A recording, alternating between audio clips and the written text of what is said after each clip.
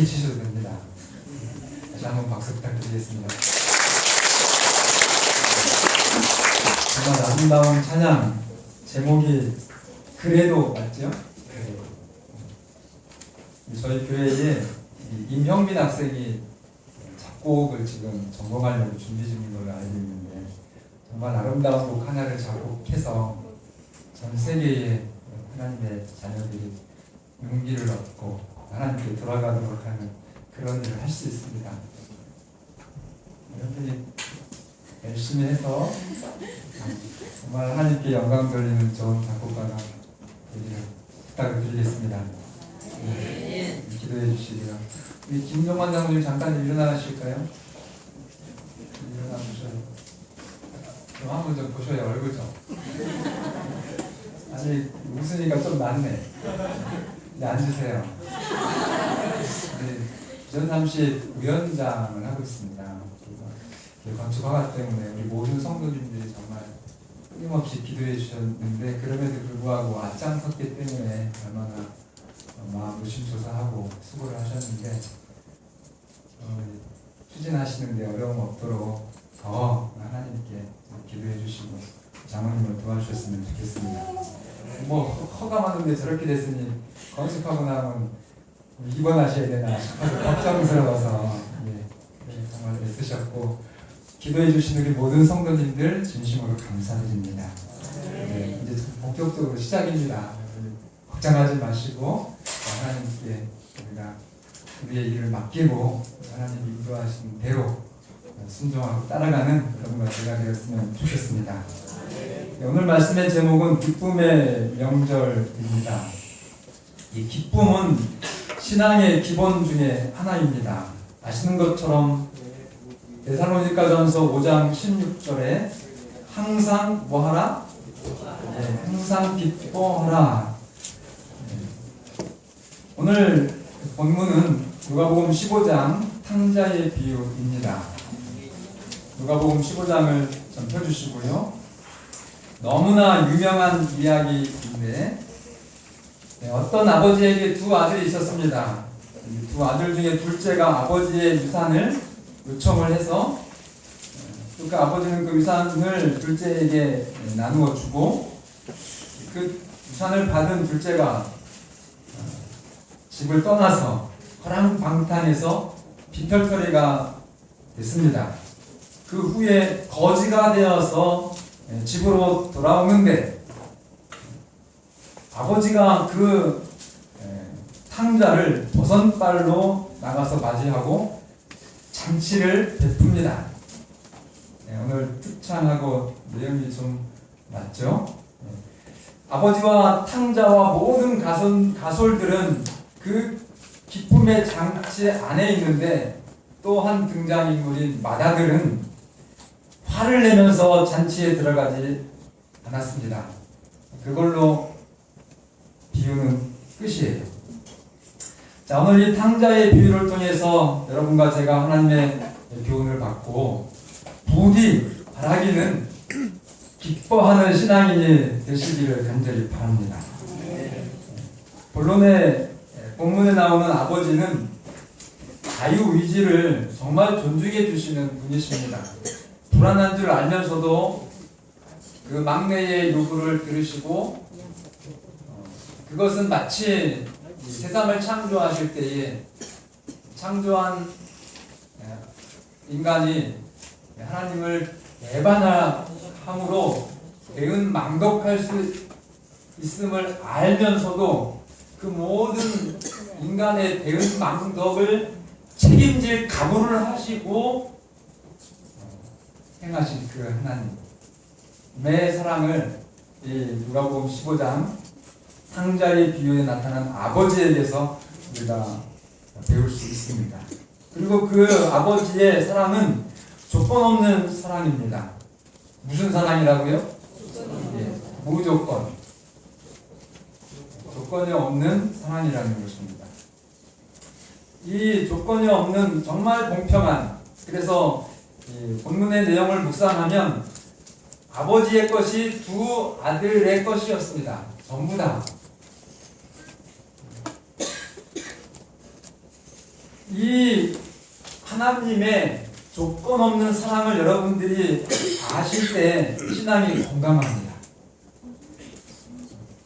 성도는 여러분과 저는 예수님을 믿음으로 적어도 하늘에서는 하나님은 여러분과 저에게 하늘의 이 지상의 모든 것을 주셨습니다. 그래서 여러분들의 것이 오늘 나의 것이에요. 그래서 그 모든 것을 가졌기 때문에 정말 이 세상에 죄인을 위한 어떠한 희생이라 할지라도 그 이미 하나님의 자녀가 된 성도는 아깝지도 않고, 그리고 그 모든 것들이 넉넉하게 이해가 되는 것입니다. 세 번째는 이 아버지는 행동하는 사랑의 아버지셨습니다. 죄를 짓고 가산을, 말로만 무조건 사랑이 아니라 정말로 죄를 짓고 가산을 탕진한 탕자에게 먼저 달려가서 측은히 여기고 목을 안고 입을 맞춥니다. 그리고 이 아버지는 아버지로서의 그 역할, 그러니까 주인으로서의 역할, 자녀를 가리키는 그 신앙의 모든 역할들을 성실하게 했습니다. 둘째가 딴방탕 먼 나라로 가서 궁핍함으로 정말 너무 배가 고파서 죽을 만큼 힘들었을 때 아버지의 뭐를 기억해요? 품꾼들을 기억합니다. 그 정도로 이 탕자가 구체적으로 자신의 그 집에 있는 종들의 삶을 알았던 것은 그만큼 그 아버지가 성실하게 농사도 짓고 또 종들에게 대해서 정말 조건 없는 사랑으로, 그래서 그 종들도 다 풍족하고 행복하도록 그렇게 주인의 역할을 잘 하신 아버지였습니다. 어떤 분하고 똑같습니까? 정말 이 탕자의 비유의 아버지는 하나님 아버지를 상징합니다. 나타냅니다. 이 종들까지도 탕자를 용서했던 그 아버지의 기쁨에 24절을 보면 그들이 즐거워하더라. 그래서 함께 주인과 같은 품성을 갖게 된 것입니다. 이 아버지의 품성은 죄인을 용서하고 용서한다고 하는 것이 사랑이 전제되어야 되는 것이죠. 죄인을 정말로 사랑하시는, 이 죄인을 위한 어떠한 희생일지라도 그 죄인이 돌아오는 것을 기뻐하는 하나님의 품성을 가졌습니다. 그리고 나서 잔치를 베푸는데 25절에 보면은 그 잔치의 장면이 나오는데 풍악 소리가 나고 춤을 춥니다. 여러분, 기쁨의 표현은 좀 하시기를 바랍니다. 혹시 근래에 춤을 춰보신 분 한번 손 좀 들어보세요. 이 예수님의 말씀이거든요. 그러니까 저급스러운 춤을 추라는 것은 아니고, 저희 교회 100주년 기념식 할 때 그 행사할 때 여러분 보셨나요? 그 몸으로 하는 찬양이라고, 정말 그게 얼마나 운동이 잘 되는지 몰라요. 그렇게 유연하게 하려면 스트레칭을 매일 하시고 정말 어떤 표현하는 그런 몸짓으로 하나님을 찬양하는 모습을 봤거든요. 여기 지금 그 아버지는 돌아온 탕자가 너무 귀하고 기뻐서 손을 잡고 잔치를 베푸는데 풍악을 흘리고 뭐를 했다고요? 춤을 췄다고요. 그래서 가끔은 아기 때만 그러시지 마시고 좀 등치 큰 경훈이하고도 우리 김영호 집사님 춤을 좀 한번 춰보시면 어때요? 엄마 아빠하고 경훈이 도일이하고 넷이 손을 잡고 한번 좀 연구하셔가지고 그 품행이 떨어지지 않는 춤을 좀 개발하셔가지고 어쨌든 이 기쁨을 풍악을 흘리시고 춤을 추시는 여러분과 제가 되기를 바랍니다. 너무 점잖으면 충청도 청양 사람들처럼 건강에 없이 해롭습니다. 그래서 항상 뭐 하라? 기뻐하라고 하시는 이 하나님의 사랑의 말씀을 좀 귀 기울여 주시면 감사하겠습니다. 첫째 아들 보겠습니다. 이 아들은 정말 집에서 밭에서 열심히 일을 하던 그런 순종의 아들, 또 정말 일을 열심히 하는 그런 아들이었는데, 문제는 아버지는 그 마음이 무조건적인 그런 사랑을 가진 아버지였는데, 당연히 맏아들이니까, 장남이니까 누구 닮아야 돼요? 정말 아버지를 닮아야 되는데, 안타깝게도 부지런하고 열심히 일하는 것은 아버지를 닮았는데, 정말 그것보다 더 중요한 마음, 품성에 대해서는 아버지랑 달랐습니다. 그래서 이 아들은 무조건적인 사랑의 품성을 갖지 못하고, 반대로 조건적인, 더 풀어서 말씀드리면 뭘 하면 꼭 계산적으로 해서 그런 품성을 가졌습니다. 그걸 신학적인 용어로 뭐라 그러죠? 율법주의라고 합니다. 뭔가 이렇게 대가를 하나님께 드려야 그걸 보고 하나님은 만족하신다. 여러분, 그게 기독교의 구원입니까? 여러분, 그렇게 하나님을 신앙하시면 뭐 하셔야 된다고요? 당장 그만두셔야 된다고. 정말로 치명적인 실수입니다. 이 맏아들 보세요. 이 맏아들은, 이 동생은 지금 아버지 재산을 탕진했고, 그것도 뭐로 탕진했어요? 술과 여자로, 주색. 그래가지고 완전히 그렇게 죄를 졌으니 용서하면 된다, 안 된다? 절대로 안 되고 벌을 줘야 된다.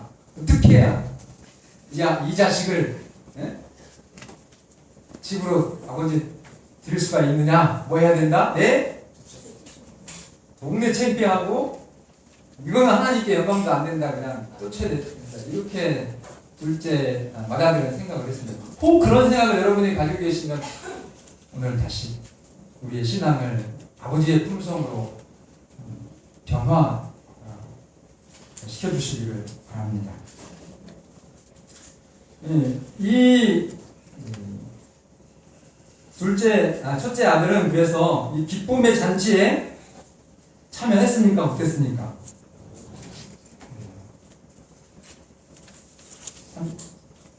결과는 사실은 안 나왔는데 그 이야기까지만 보면 참석을 안 했습니다. 근데 간절히 바라기는, 예수님은 지금 누가 이 비유를 말하는 거예요? 당시 유대인들한테 한 거죠.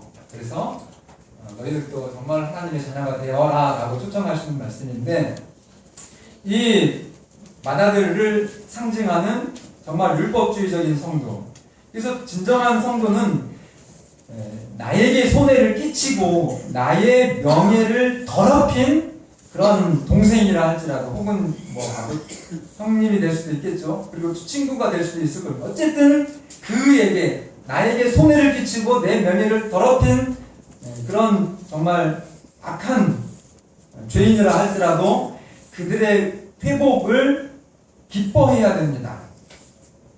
근데 맏아들은 29절 30절 보시면, 내가 여러 해 아버지를 섬겨 명을 어김이 없거늘 나에게는 염소새끼 하나라도 주어 나와 내 멋으로 즐기게 하신 일이 없더니, 30절 아버지의 살림을 창녀들과 함께 삼켜버린 이 아들이 돌아오매 이 자식을 위하여는, 이를 위하여 살찐 아들을 잡으니, 이게 말이 됩니까? 이 얘기예요. 말이 됩니까?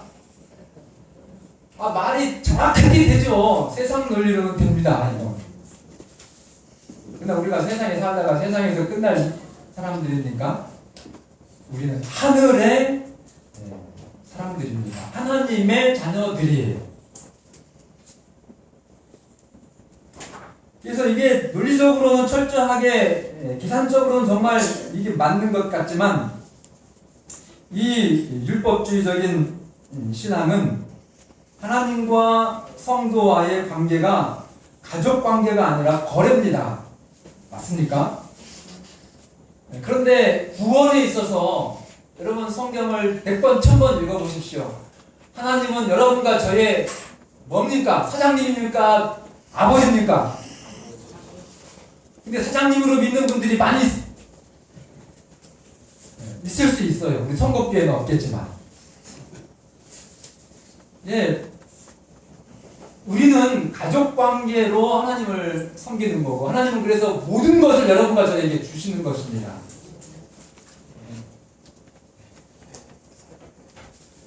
이 종이라고 하는 표현이 성경에 나오는데 여러분들이 혼돈하시면 안 돼요. 예수님은 하늘에서는 어느 분이세요? 왕중왕이시죠. 그죠? 근데 이 땅으로 오신, 성육신에서 이 땅으로 내려오신 분은 또 어떤 분이십니까? 신분이. 이 땅에 오신 예수님의 정체, 가장 정확한 이 땅에 오신 예수님은 누구시죠? 예, 종의 종 중에 가장 정말 이 땅에 오셔서 인간의 몸을 쓰시고 죽기까지 복종하셨으니 어떻게 하셨습니까? 십자가의 죽으심이라. 그게 예수님이죠, 이 땅에. 그러니까 이 땅의 성도도 마찬가지. 우리가 하늘에 가면 뭐가 된다고 그랬죠? 왕이 된다고 그랬잖아요. 근데 우리가 이 땅에서는 이 땅의 그리스도인은 누구 닮아야 돼요? 예, 예수님처럼 종이 되어야 되는 것입니다. 근데 그거를 여러분들이 혼돈하시지는 말고, 하나님의 구원에 있어서 성도는 엄연히 하나님의 자녀라고 하는 것 기억하시기를 바랍니다. 그래서 아버지의 것이 다 여러분과 저의 것이 되는 것입니다. 계산적인 신앙을 하고 자기 희생의 원칙을 이해하지 못하는 교인은 어떤 정말 세상 논리로 철저하게 정확하게 합리적인 그런 핑계를 댄다 할지라도 결론은 그들은 하늘도 또 천사들도 기뻐서 잔치할 때 그분들은 슬퍼할 것입니다. 이게 무슨 뜻인지 아시죠? 내가 이렇게 하면 교회가 나를 좀 알아주어야 하는데, 이런 생각은 한칼에 잘하셔야 돼요. 정말 싹도 튀우시면, 기미도 여러분들이 마음속으로, 신앙의 마음으로 가지시면 안 됩니다.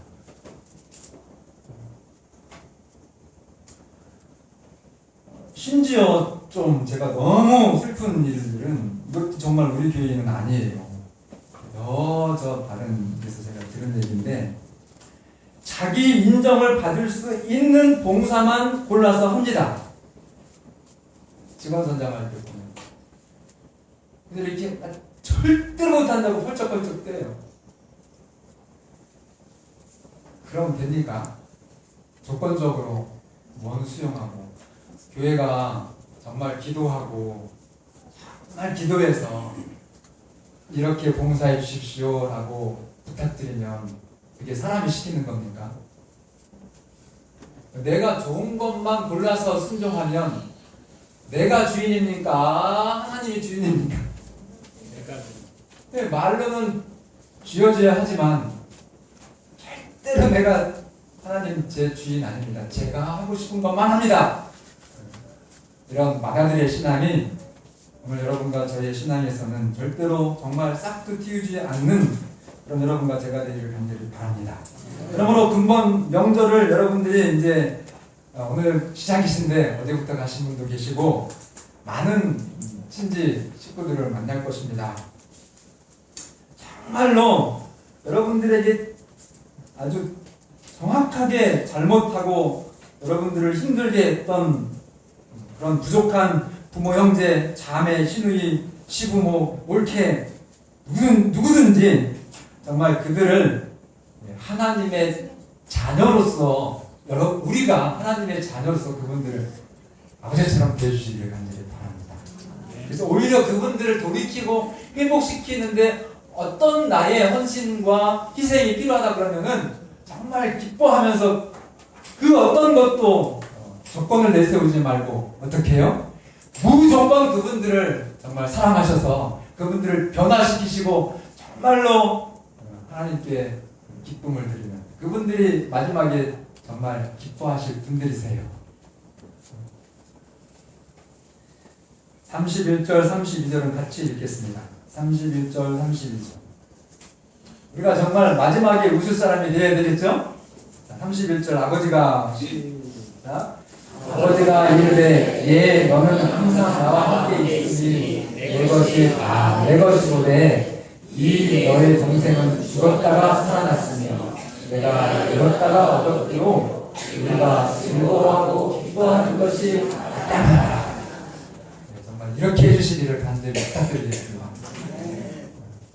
아주 멋지고 지금까지 여러분들이 경험하지 못한 최고의 추석 명절이 될 겁니다. 저는 설거지 할 것 지금 결심을 하고 있거든요. 그리고 우리 또 식구들 중에 잘 나가는 식구들도 있지만 참 힘든 식구들도 있어요.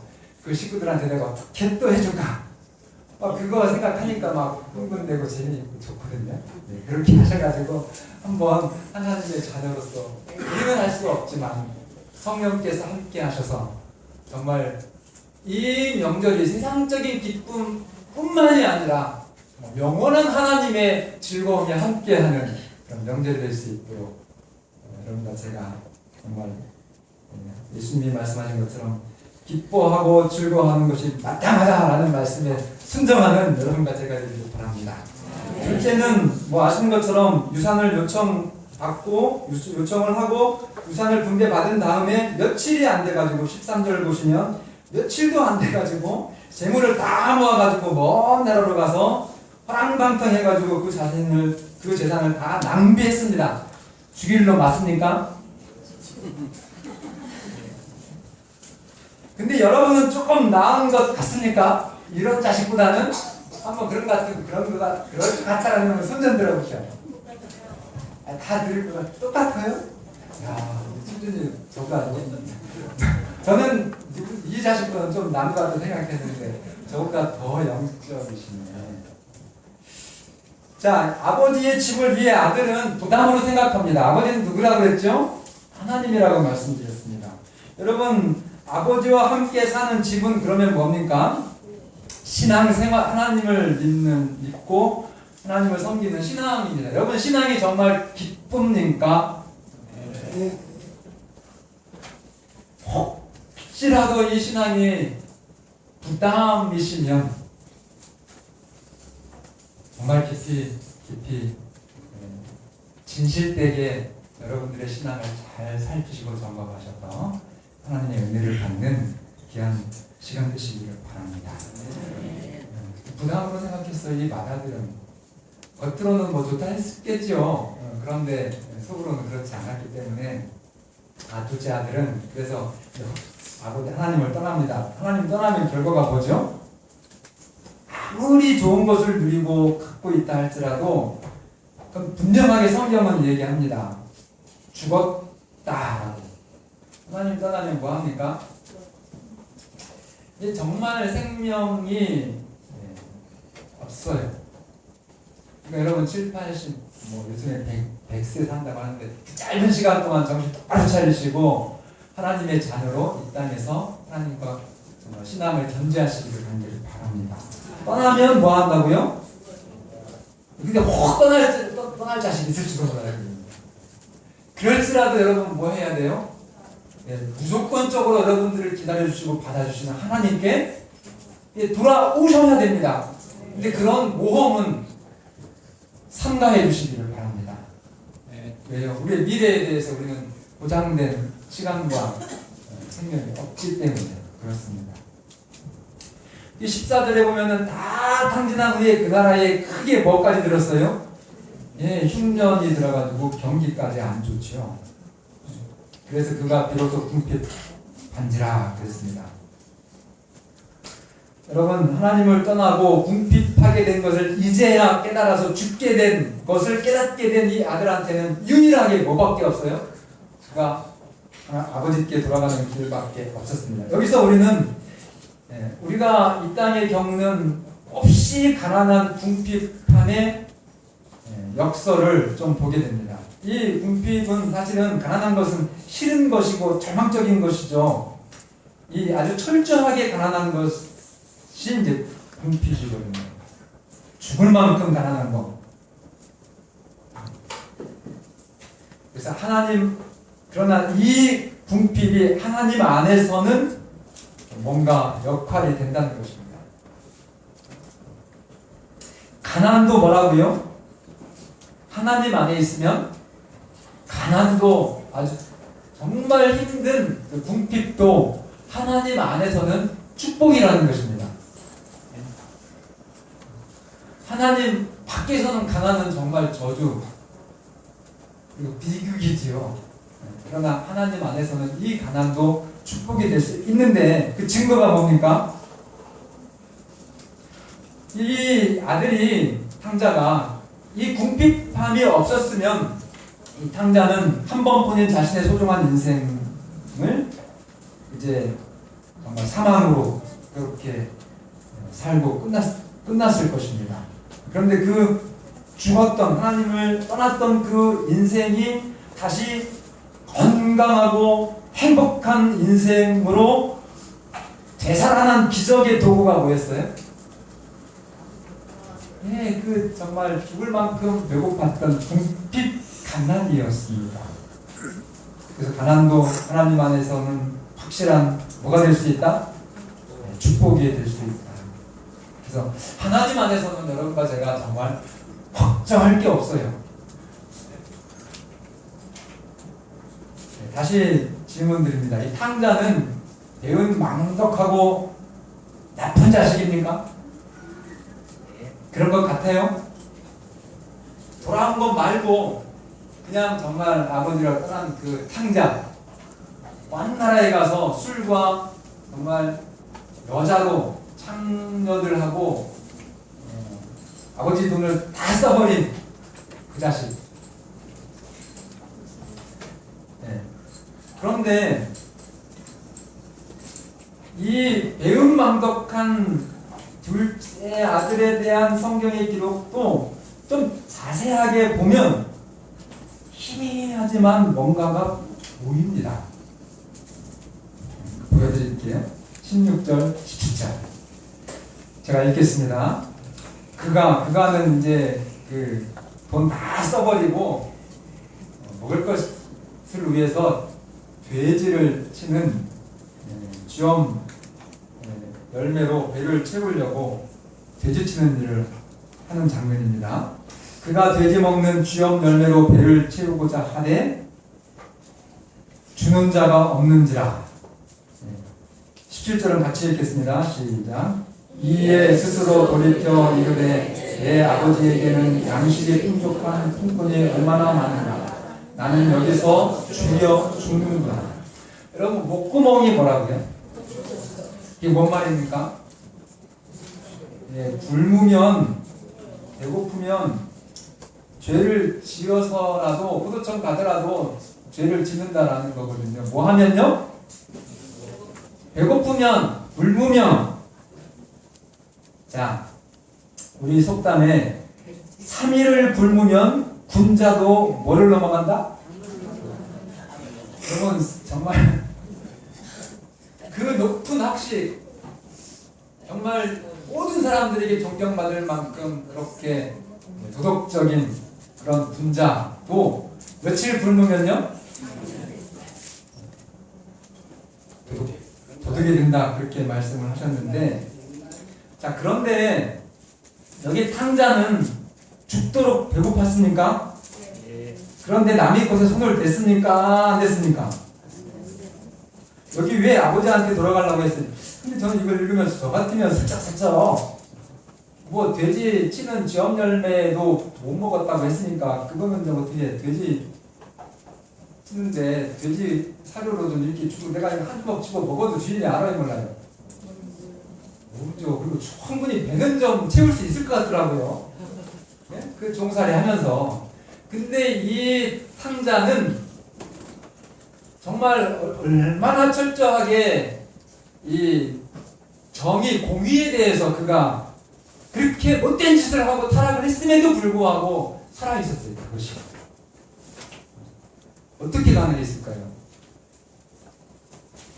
3살 이전에 아버지 부모님에게로부터 받은 교육입니다. 그러니까 여러분 정말 가장 우리 어머니들이 관심을 쓰고 이 정성을 들여서 교육할 시기가 몇 살 때까지예요? 3살 때까지. 3살 버릇이 어디까지 간다고요? 그러니까 그런데 이제 좀 지혜롭지 못한 엄마들이 아이고 우리 어린애가 뭘 안다고 하면서 그냥 귀여운 걸로만 좋아하시면서 그때 교육의 시기를 놓칠 수 있습니다. 3살 때까지고요. 만 3살입니다. 이 교육학에 나와 있는 이야기예요. 정설이에요. 조금 더 치면 몇 살까지요? 6살까지. 그리고 더 치면 12살까지. 그 이후로는 정말 이제 그 아이도 애를 써야 되고 부모님도 몇 배 더 수고를 하셔야 됩니다. 근데 이 지금 탕자는 몇 살 때 배운 그 도덕적인 양심이에요? 3살 전에 확실하게 배운 겁니다. 그렇지 않으면 그런 상황에서 남의 것에 손대지 않을 수 있다고 하는 것은 정말 거의 불가능하다고 생각합니다. 여러분 신앙은요 내 것과 남의 것을 죽을 만큼 배가 고프더라도 명확하게 구분하는 것입니다. 그 일에 대해서 여러분 아무리 힘들더라도 우리가 탕자처럼 이상하네 탕자처럼 그러라고 하니까 어쨌든 정말 이 하나님 앞에 우리가 양심을 지키는 그런 성도가 되기를 간절히 바랍니다. 그래서 이 교회도 안 다녔고 또 하나님의 일도 전혀 안 하고 정말 한방탕했지만은 그 깊은 내면에는 하나님을 붙들고 있었습니다. 염치가 있었어요. 염치라고 하는 말이 무슨 뜻이에요? 부끄러움을 아는 마음이라는 뜻입니다. 그래서 18절 내가 하늘과 아버지께 죄를 지었사오니 19절에 지금부터는 아버지의 아들이라 일컬음을 감당치 못하겠나이다. 나를 품꾼의 하나로 보소서. 우리 주변에 호랑방탕한 사람들이 있을 수 있어요. 그러면은 당장에는 그들이 보기에 정말 마귀 자식처럼 보인다 할지라도 그도 돌아온다면 하나님의 자녀라는 사실을 여러분과 제가 아시고 정말 방탕한 인생을 사는 사람들을 향한 우리의 시선이 하나님의 시선, 희망의 눈으로 바꿔주시기를 간절히 바랍니다. 그들의 내면을 보시고 그들을 하나님처럼 사랑하실 때에 우리는 기뻐하는 것이 마땅하다고 하는 그 기쁨의 성도가 될 것입니다. 탕자의 이제 결말은 말씀드린 것처럼 이 아버지가 그 탕자를 위해서 소를 잡고 온 동네에 풍악을 울리고 제일 좋은 옷을 입히고 손에 가락지를 끼우고 이 가락지를 끼운다고 하는 것은 상징 아시죠? 정식적인 모든 그 아버지의 재산권에 대해서 자격이 있는 아들로 인정한다는 표입니다. 완전한 회복이죠. 신발을 신겨서 당당한 아들로 회복을 시켰습니다. 제일 좋은 뭘 입히고요? 제가 여기서 좀 드리고 싶은 말씀은 침례식은 교회에서 이 말씀에 근거하면 가장 하나님의 조건 없는 사랑을 나타내주는 예식입니다. 그렇다고 하면 다른 어떤 예식보다 침례식은 좀 더 급을 좀 높여서 해주면 참 좋겠다라는 생각을 할 수만 있으면. 근데 이제 기준이 필요한데 우리가 다 사람들의 형편들이 다르기 때문에 기준이 뭐 무조건 믿지 않는 사람들에게 혹은 이제 부도자들에게 좋은 것으로 봉사를 해주기는 해야 되지만 그러나 기준이 필요한데 그 기준은 뭘까요? 내가 기준이 되면 됩니다. 내가 먹고 내가 입는 것보다 혹은 내 자식을 입히는 것보다 좋은 걸로 해주면 되는 거예요. 그렇게 우리가 하나님처럼 돌아오는 사람들에게 그렇게 좋은 것으로 베푸시는 여러분과 제가 되기를 바랍니다. 여러분, 우리에게 주신 하나님의 영생, 선물 영생은 지금 우리가 적정 노후 자금에 대한 관심이 굉장히 큽니다. 평균 수명이 몇 살이에요? 100세가 되었기 때문에 이제 50, 좋은 직장은 60 은퇴한다 그러더라고요. 그래도 최소 몇 년에 대한 자금이 필요해요? 40년 노후 자금이 필요한데 제가 정말 따끈한 통계를 가져왔어요. 40년 동안 우리 은퇴하시고 살려면 자가용은 필요하잖아요. 그죠? 자가용은 쓰면서 조금의 여가는 하되 여행은 언감생심 꿈도 못 꾸는데 필요한 게 12억입니다. 안 놀라시네요. 다 12억 넘게 가지고 있는가 봐요. 우리 교회 짓는 10억도 안 들어가는데 일도 아니네. 자, 그런데 여행도 좀 하면서 해외여행도 좀 가끔 하면서 40년 살려면 19억 필요합니다. 그런데 오늘 여러분과 저에게 하나님이 주신 것, 정말로 주신 것 40년입니까? 40년이에요? 예, 정말 영원이에요. 그죠? 영원한 시간 동안 의식주 해결해 주시고 학비 해결해 주시니까 학비? 하늘나라 가면 연구한다고 했어요. 이 하나님의 사랑에 대해서 아주 기가 막히게 우리의 어떤 타고난 재능별로 한정없이 연구하고 그 연구를 통해서 희열을 느끼고 그러면서 연구가 다 되면 또 어디로 간다고요? 우리가 교사가 돼가지고 우주 여행을 하면서 우주 국민들에게 그 여행비 티켓 다 준비됐어야 안 됐어요. 그 40년이 아니라 400년이 아니라 4,000년이 아니라 4억 년이 아니라 영원. 그래서 결론은 여러분 이 땅에서 지금 빌 게이츠 될 필요가 없어요. 여러분들이 정말로 하나님의 자녀로서 믿음을 하나님께 드린다면 이 세상의 어떤 최고의 세계 1등 갑부도 오늘 여러분이 가진 것하고는 비교할 수 없습니다. 그만큼 하나님은 여러분과 저에게 주셨습니다. 그러니 우리가 이 땅에서 예수님처럼 사는 것 좀 너그러워져야 되겠습니까? 정말로 하나님의 품성으로 아름다운 명절 잘 보내셔서 기쁨의 명절 되시기를 간절히 바라면서 말씀을 드리겠습니다.